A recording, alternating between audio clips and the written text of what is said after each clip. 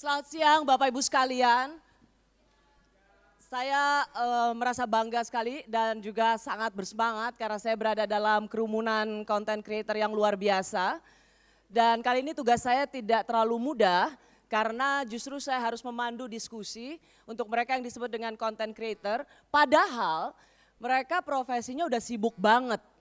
Ada yang sudah jadi menteri di kabinet, udah jadi kepala daerah, pengusaha, tapi masih tetap membutuhkan platform digital YouTube untuk mengembangkan konten-konten mereka.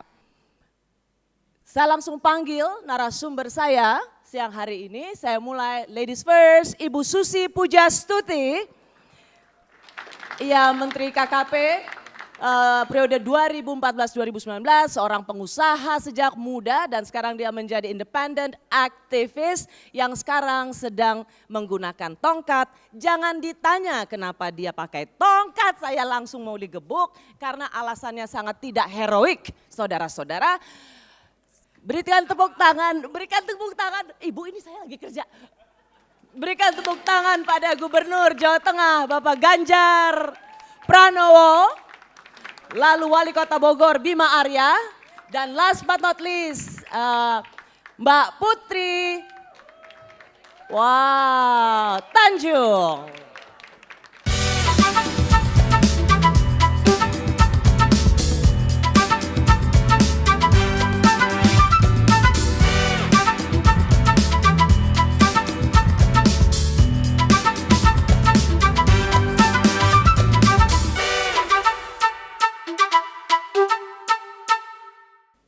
Semoga dengan pilihan atau narasumber yang berbobot, berkualitas, punya latar belakang yang berbeda, meskipun mereka seorang content creator, mudah-mudahan dengan komposisi ini maka pilihan rambut putih tidaklah menjadi pilihan satu-satunya. Karena juga ada rambut yang kecoklat-coklatan, rambut yang tetap hitam meskipun ada helaian abu-abunya atau rambut putihnya, hitam legam seperti Mbak Putri dan ungu tentu saja. Saya mulai dulu dari Bu Susi. Bu Susi ini pengusaha, pemilik maskapai penerbangan, tapi terkenal sekali punya konten. Nah, apa yang membuat Bu Susi merasa perlu untuk menjadi seorang content creator? Content creator itu kan publik yang kasih nama. Kalau menurut saya ingin manusia ini punya kebutuhan to share, to be also recognized. Dan yang paling penting kita tuh ingin moving people to do better thing. Untuk mendapatkan inspirasi, mendapatkan ide, mencerahkan, membuat orang lebih pintar, membuat orang lebih aware, membuat orang juga lebih connected. Apalagi pada saat pandemi, itu kan hal yang satu-satunya kita bisa komunikasi dengan orang. Karena seringkali kita bepergian sulit, ketemu orang sulit, takut juga kan. Jadi saya pikir apapun namanya content creator kah, YouTuber kah, whatever, yang penting kita ini kan sharing and keep communicating. That is basic human being itu komunikasi. Tanpa komunikasi, without communication you not. Jadi Ibu nggak taken for granted sebagai menteri, ya sudah orang yang harus mendatangi, tapi you do it dengan sendiri gitu. Tidak merasa bahwa sebagai menteri oranglah yang harus ke Ibu. Tapi ibulah yang mendatangi orang-orang itu melalui digital platform. Ya kalau aku harus datangin orang-orang semua ya tidak mungkin toh. So jadi aku share supaya orang juga masih mengerti, bukan popularitasnya Rosie, tapi mereka mengerti bahwa Indonesia tuh so big, everything about Indonesia, culture-nya, negerinya, manusianya, budayanya, everything itu kita mesti share kan. Dan juga segala hal tentang lingkungan, karena itu my passion dari dulu. Ya kalau jadi menteri saya bisa perintah sana, perintah sini, kasih tahu media, kau tulis sini. tentang lingkungan, tentang laut. Nah setelah aku tidak jadi menteri tidak bisa perintah toh. What I can do ya inspiring saja. Memberitahu sharing konten-konten tentang sampah di laut. Stop using single use plastic bottle dan lain sebagainya. Beach cleanup, tanam mangrove. Stop penggundulan hutan. Paddling. Misalnya. Oh, ya paddling, that is another hobby.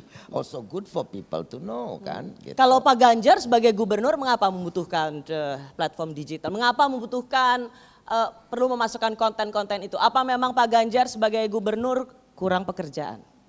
Iya sebenarnya kurang kerjaan memang. Kan kerjaannya gubernur gitu-gitu aja. Kadang-kadang nyebelin, tanda tangan banyak gitu kan. Tapi komunikasi yang tadi Bu Susi sampaikan, sharing kepada publik itu kan kurang. Jadi Mbak Rosi awalnya saya sebenarnya menggunakan medsos untuk berkomunikasi.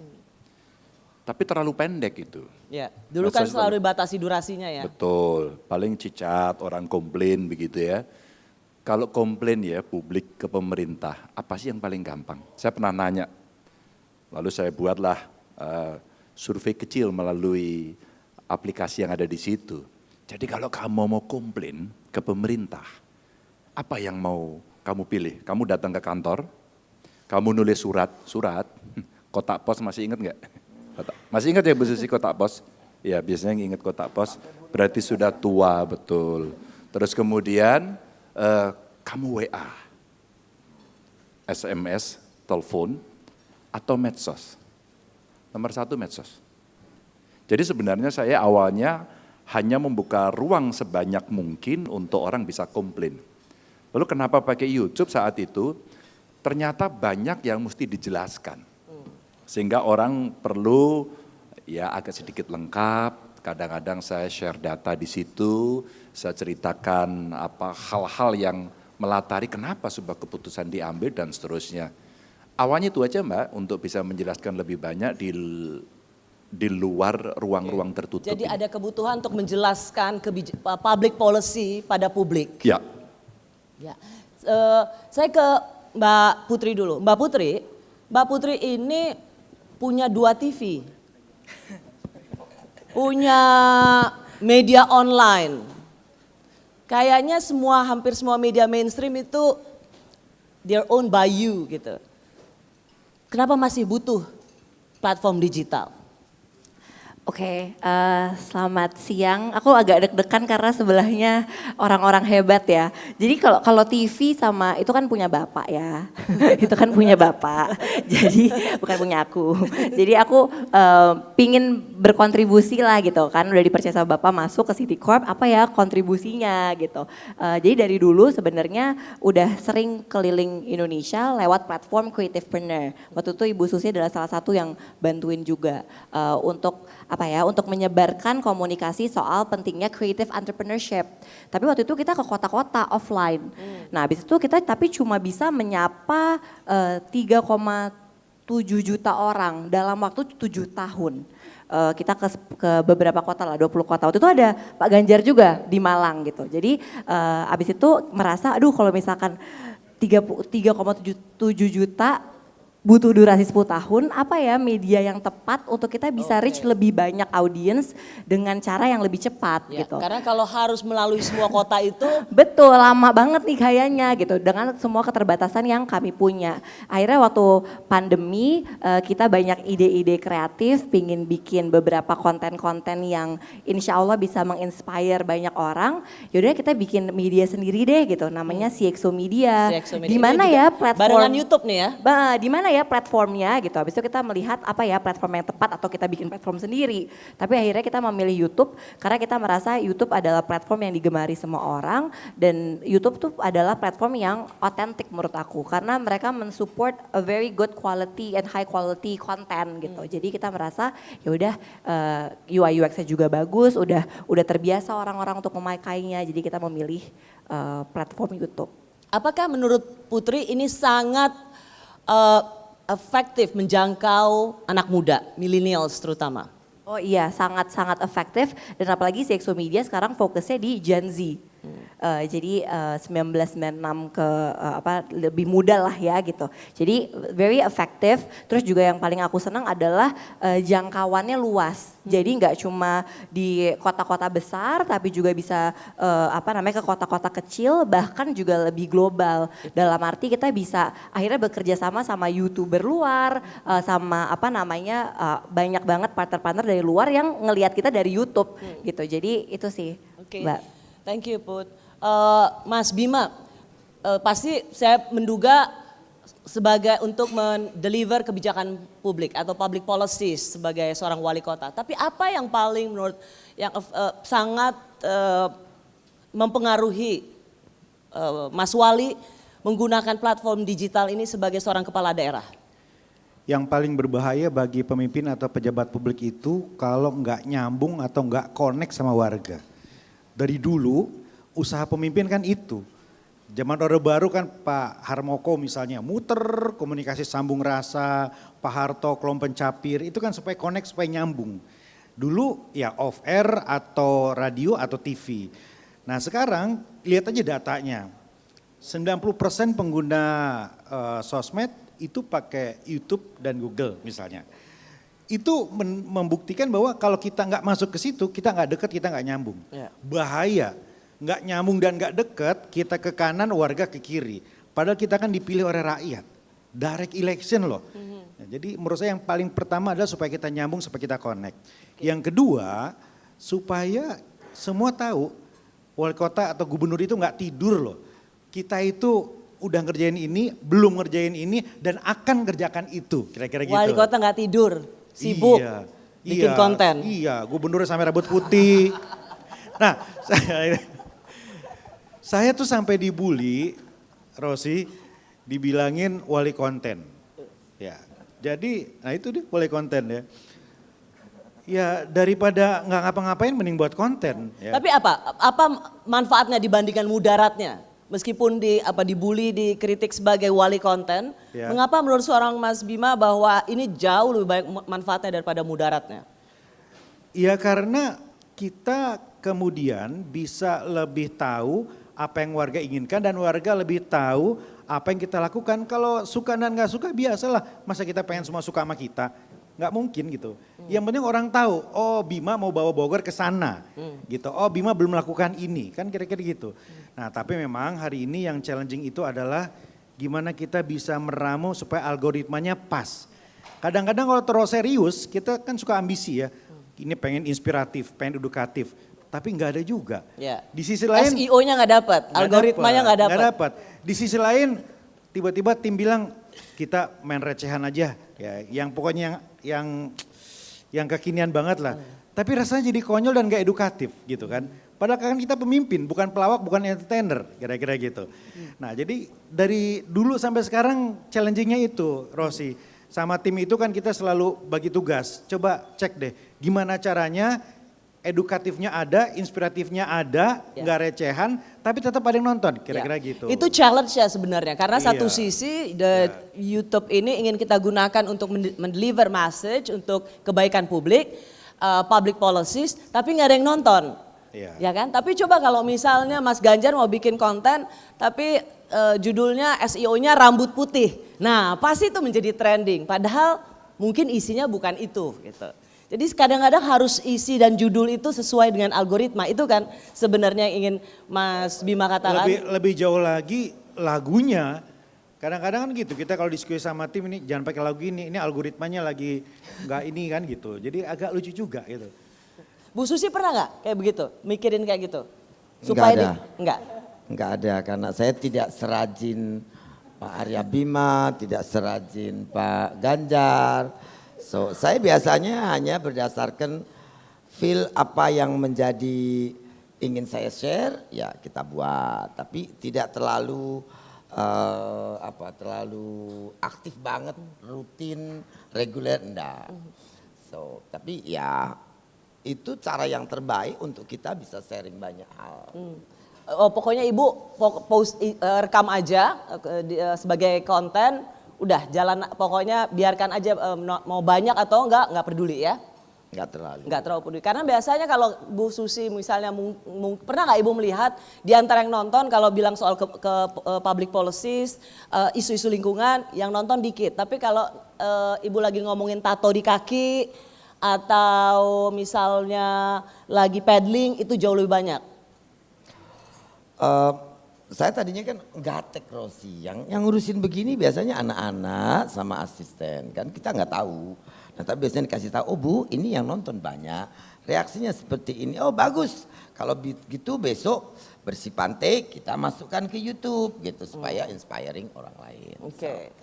So, mungkin one day saya bisa serajin Pak Arya Bima, Pak Ganjar gitu. Cuman kan. menurut saya memang kalau aku seringnya emang marah-marah sesuai dengan rambut merah ini kan rambut putih. apa Pak Ganjar, Bu Susi memang sering marah-marah ya? Bu Susi itu penampilannya kan marah.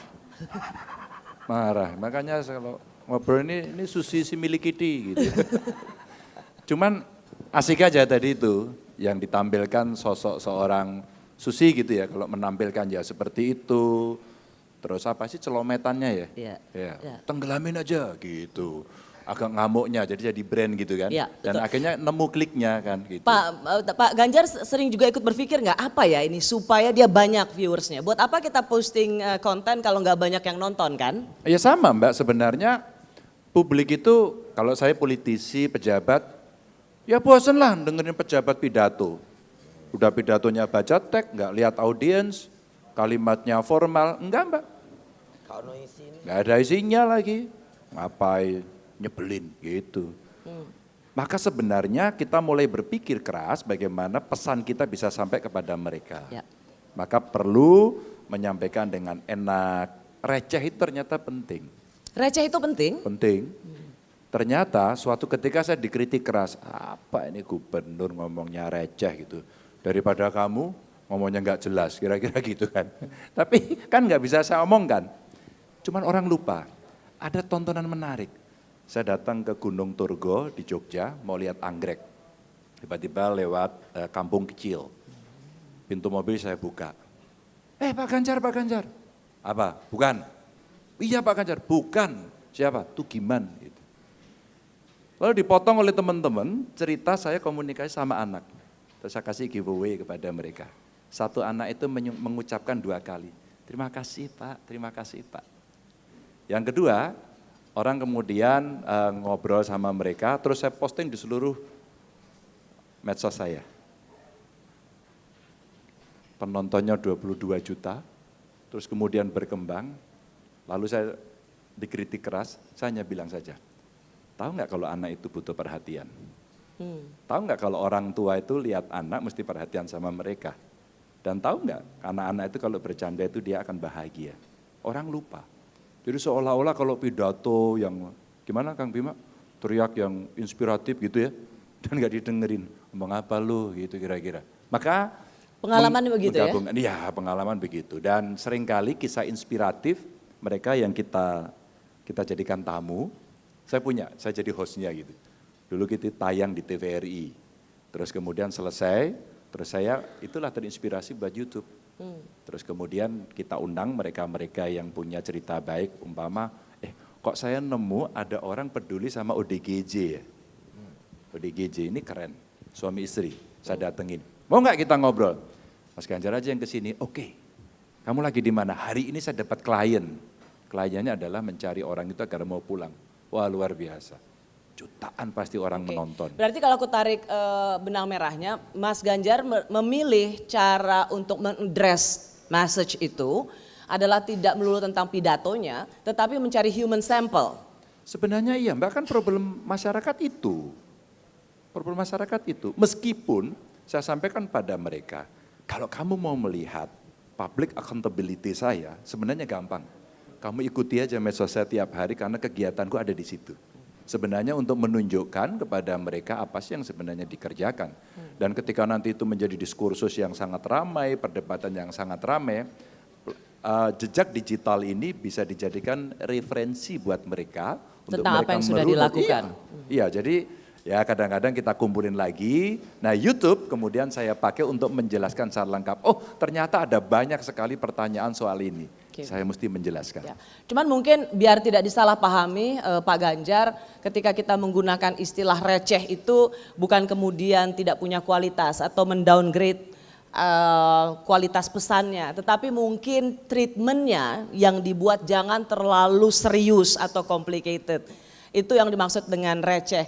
Karena anak-anak milenial kan juga kan sebenarnya mereka punya kecerdasan, hanya mereka tidak ingin melihat segala sesuatu itu dibikin ribet gitu kan. Mungkin buat Putri bisa meredefinisi ulang kata receh itu, karena kita akan jadi terjebak receh, tapi jadinya nggak ada isinya gitu. Iya betul. Jadi sebenarnya di CXO salah satu program itu bareng sama Mas Deddy Kobusher sama Oh, Deddy musuh Dika. aku itu? Iya, Mana musuh dia? kamu, Kenapa dia makanya. nggak diundang? Dia nggak mau datang karena ada. Memang biar gua ajak Iya. gelut lagi tuh orang. Terus waktu itu Deddy tuh sempat telepon aku, terus dia marah. Dia marah, biasalah ya. Biarin aja Dia tuh orang marah emang so tau. karena programnya namanya Tanyaku Terjawab Sudah. Jadi kita ngebahas soal pertanyaan-pertanyaan yang mungkin quote unquote agak receh yang tadi kayak misalkan kenapa nasi padang kalau dibawa pulang jadi lebih banyak daripada makan di situ. Padahal kita ngomongin soal sejarah Indonesia dan segala macamnya gitu. Nah waktu itu si Deddy marah, kok kenapa Put kalau nggak clickbait? Jadinya kan dikit banget yang nonton gitu. Padahal ini gue sama Radit tapi yang nonton cuma 500.000 gitu. Lo harusnya kalau udah gue harusnya di atas 5 juta gitu kan. Siapa dia sombong Luar kamu biasa Deddy. ya Deddy Kobusher ini ya.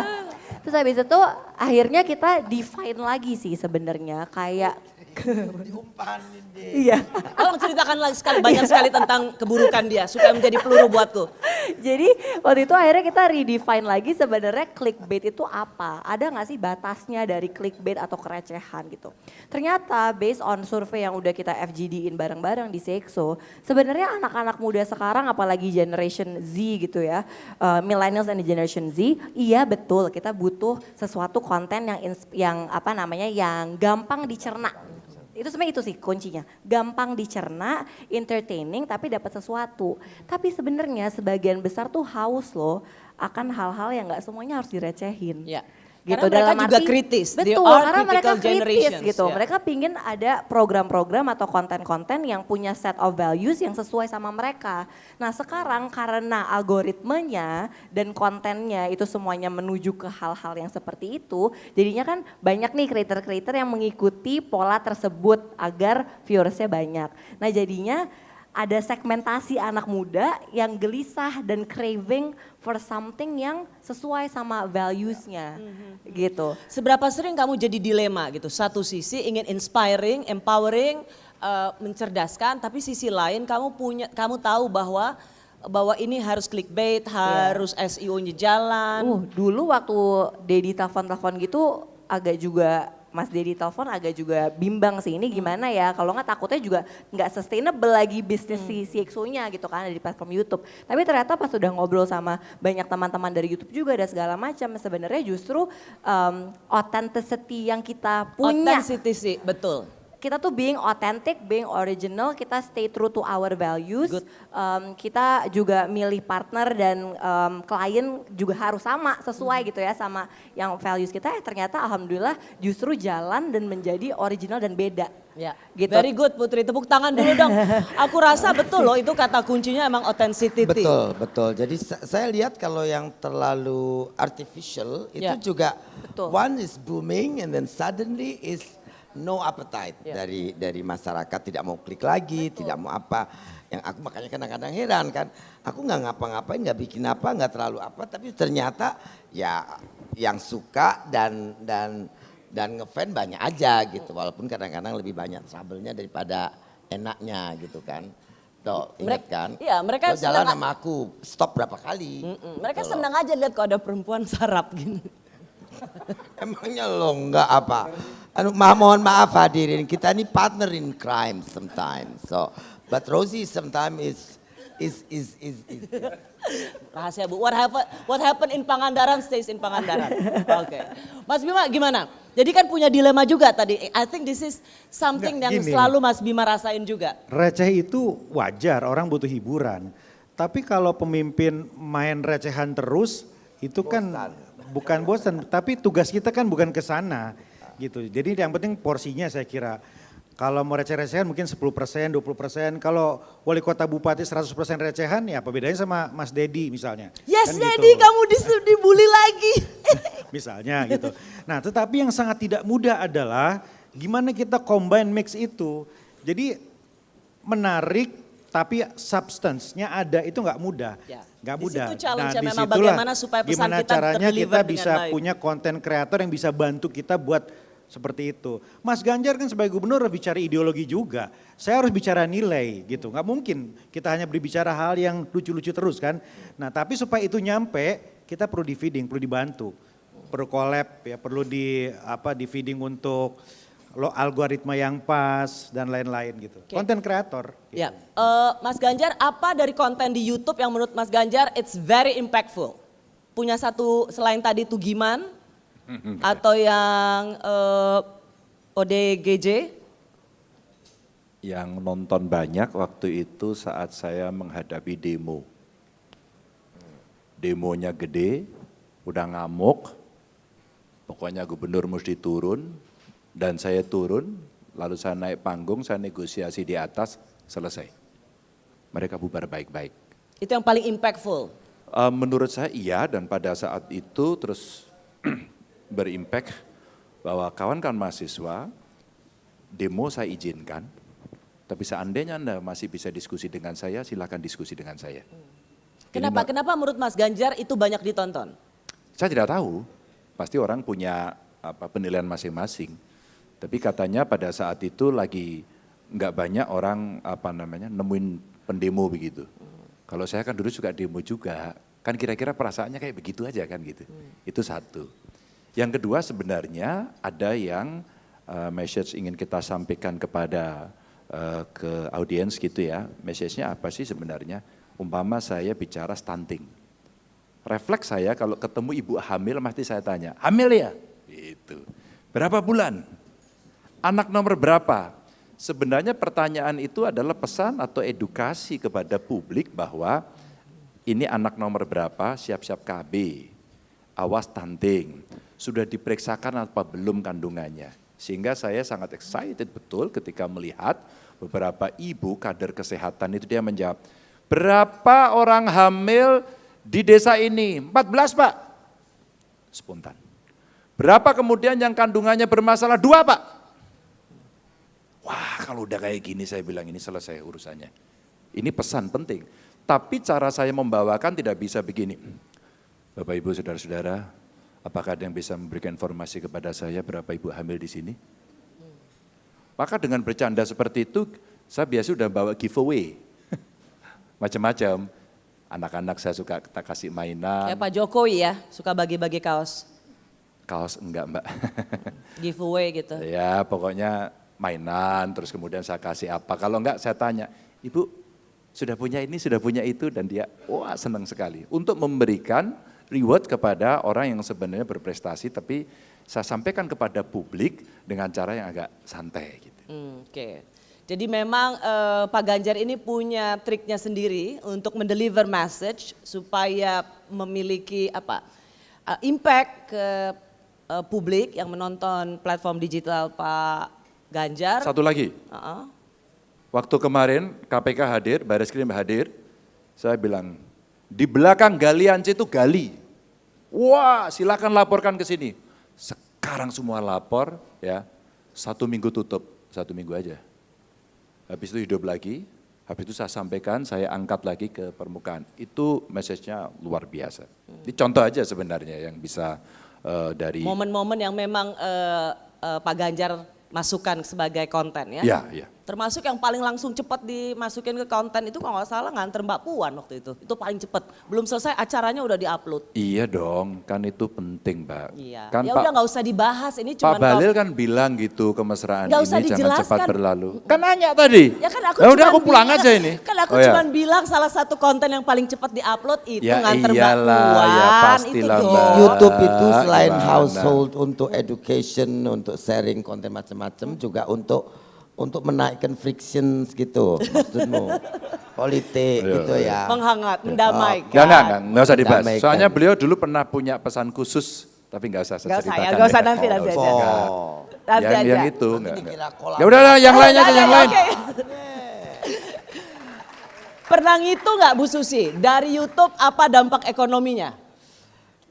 Saya pikir sangat besar ya. Banyak orang-orang di kampung-kampung bikin menjadi kreator apa, lalu fan-nya banyak, dapat dari income dari iklan, dari segala macam. It's a good thing untuk memberikan opportunity pada orang yang sulit akses untuk menjadi pegawai atau apa. Banyak juga karyawan kita yang misalnya keluar, oh saya mau ini mau bikin kreator, mau kreasi di YouTube, di rumah, di kampung.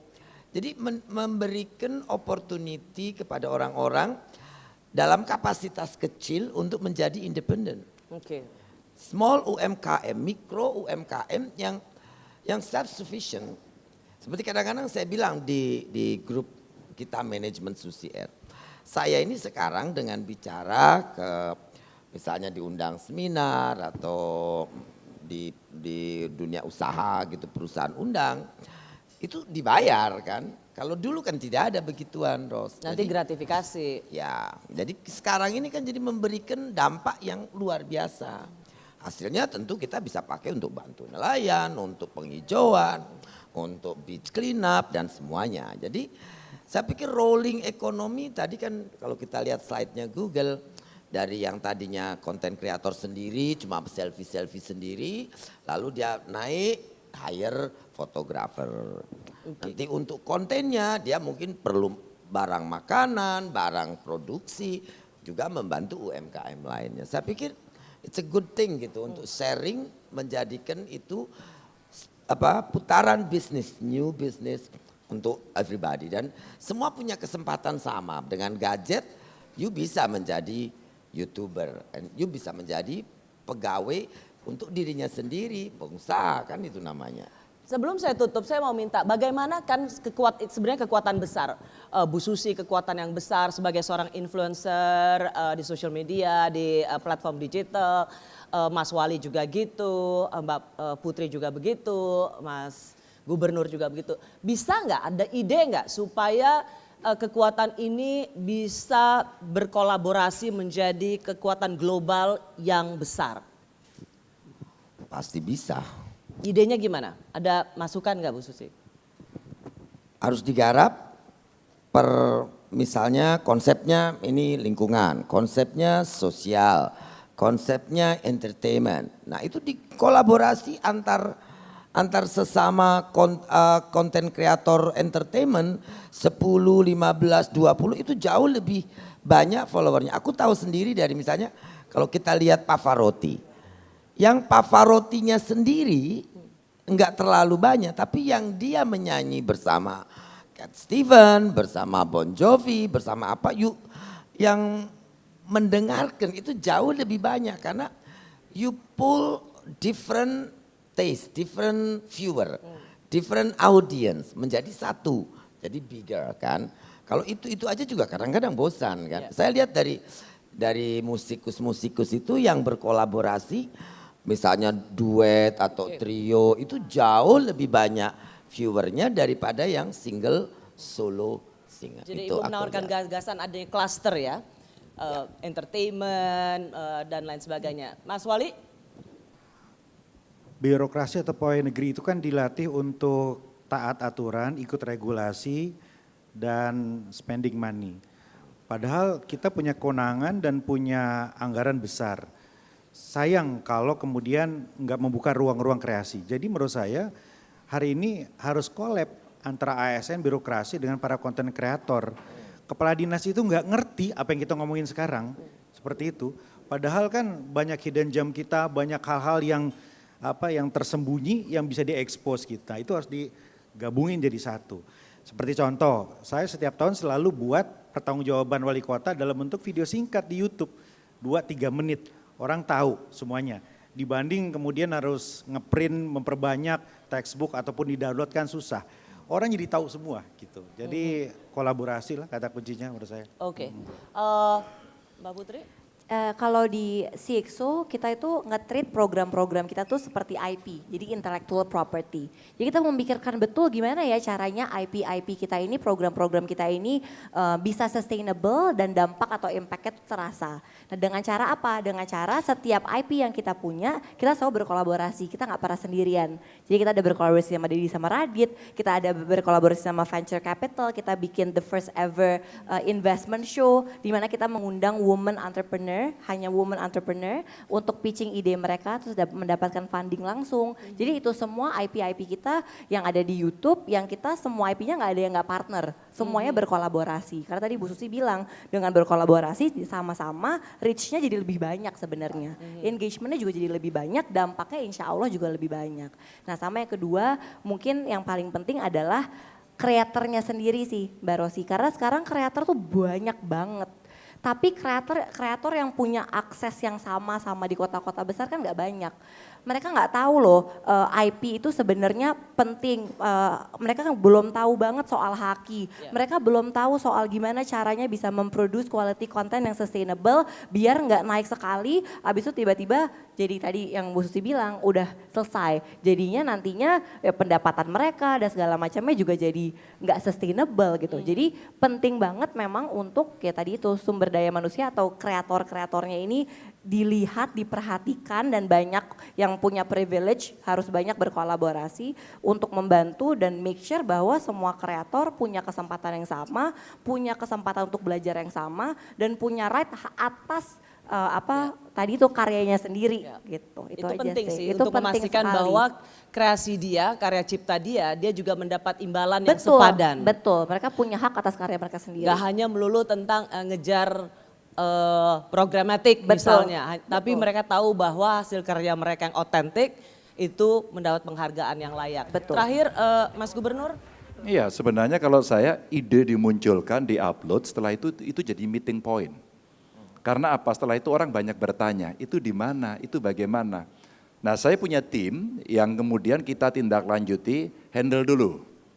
Minta nomor teleponnya, di mana dia.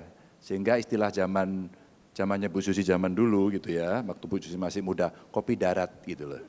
Kopi darat. Kenapa terus kemudian, harus diungkit masih Emang muda? beda umur. Enggak, berapa? masa Itu enggak lalu. sensitif gender. No, kalau dalam hal ini aku akan belain. Enggak. Kenapa kalau perempuan zaman dulu bilang masih muda, itu enggak sensitif gender? Enggak ada, ya Mas Bima tua, juga yang gitu kan rambut dulu waktu putih masih dong. muda juga Oh, gitu iya. kok. Ya udah Bu Yang Susi dan Mas Bima. Lebih Ya. kelihatan yang tua yang mana? Soalnya dong yang putih Iya, rambutnya. gila apa ini sebenarnya putih, dia merah. Ini aku mau jawab enggak? Ya, terus kemudian setelah jadi meeting point, biasanya ada kawan-kawan tim saya, tim kecil handle dulu, terus kita menjodohkan mereka. Nah pada saat penjodohan biasanya dia akan bertanya, jadi contohnya Bu Susi apa UKM ya, saya punya namanya Lapak Ganjar. Ya. Itu awalnya dulu hanya karena pandemi mereka nggak bisa jualan, kalau jualan diusir Satpol PP kan gitu. Akhirnya udah jualan Satpol di situ. PP duwe sapa? Duwe Saya gubernur dong, toh. saya Iya. jelas gitu. Nah terus kemudian akhirnya pindah dong jualan ke sini. Mbak, setelah itu kita training ya, ketemu dengan marketplace, kita ketemu dilatih, akses permodalan ketemu. Mereka akhirnya jualan. Pak Ganjar saya jualannya naik 300%, saya naik 130%. Saya datangi, saya jadikan narasumber, menjadi kisah inspiratif. Dan itu tidak pernah berhenti, melingkar terus seperti ini. Gitulah. Oke. Jadi memang satu pesan penting aja buat seluruh content creator. Mas Bima, supaya apa? Inspiratif. Inspiratif. Mbak Putri? Authentic, be Yes, authentic. be authentic. Kreatif, Masih. inovatif, itu aja. Kreatif, inovatif. Bu Susi? Untuk saya ya yang paling penting sharing itu juga harus ada social responsibility. Jangan sampai kita sharing konten-konten yang tidak berkualitas dan justru discreasing sesuatu yang tidak baik. Betul. Karena bagaimanapun juga kenyamanan, kebaikan, appropriateness daripada sosial itu juga sangat penting. Jadi ini saya juga pesan untuk konten-konten kreator, kadang-kadang saya lihat kadang-kadang ya itu satu sisi malesnya nonton di YouTube itu kadang-kadang kalau yang muncul tuh yang pop up itu hal-hal yang apa ya norak gitulah. Kadang-kadang juga kok kelewatan banget. Nah mungkin di sini saya pesankan ya untuk para konten kreator untuk lebih selain inspiratif, komunikatif, edukatif juga always with you responsibility tentang you are a part of social community yang mana Anda juga punya responsibility, obligation to be well and blended to the society di mana you are making your content and you take the audience itu appropriately. Gitu. Itu benar-benar menutup seluruh perbincangan kita Bu Susi karena betul Pak Ganjar sudah bilang inovasi kreatif itu bagian dari universal yang kita tahu bahwa kalau nggak kreatif, kalau nggak inovatif gimana mau maju. Inspiring betul sekali, kita banyak butuh hal-hal yang bersifat inspiring. Mbak Putri juga melihat soal authenticity. Kenapa kita selalu lihat kalau di social media itu yang nyentrik-nyentrik, yang nyeleneh-nyeleneh, atau yang menjadi diri sendiri, nggak dibuat-buat, itu selalu bisa cepat mencuri perhatian. Memang being authentic, be yourself itu salah satu kunci bagaimana orang akan selalu mengejar konten yang diberikan. Tapi memang itu harus ditutup semua dengan satu kata, bertanggung jawab. Terima kasih Gubernur Jawa Tengah Bapak Ganjar Pranowo, Mbak Putri Tanjung, Wali Kota Bogor Mas Bima Arya, dan Ibu Susi Pujastuti. Tepuk tangan sekali lagi untuk narasumber kita hari ini yang luar biasa.